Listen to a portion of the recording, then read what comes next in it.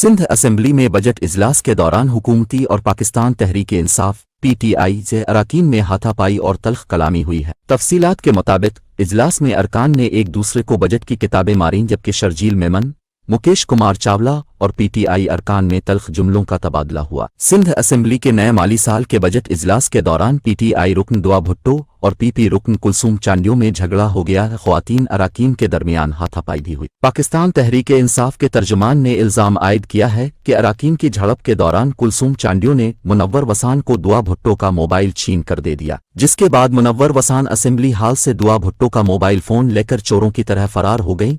PTI अरकान ने PP रहनुमाओं के रोये पर मुकदमा दर्ज कराने का फैसला किया है। असना पीपल्स पार्टी की कुलसूम चांडियों और अपोजिशन अरकान डिप्टी स्पीकर के चैम्बर में पहुंच गईं और डिप्टी स्पीकर से मुलाकात की। डिप्टी स्पीकर को असेंबली हाल में पेश आने वाले वाक़े से आगाह किया। दुआ भुट्टो ने कहा कि मुनव्वर वसान और कुलसूम चांडियों ने बदकलामी हाथपाई की। मुनव्वर वसान कुलसूम चांडियों के खिलाफ कानूनी कार्रवाई करूंगी। दुआ भुट्टो ने कहा कि पीपल्स पार्टी के अरकान इजलास में गुंडागर्दी करने के लिए आते हैं। सूबाई वजीर और पीपी अरकान ने एहतजाज करने पर हमला किया।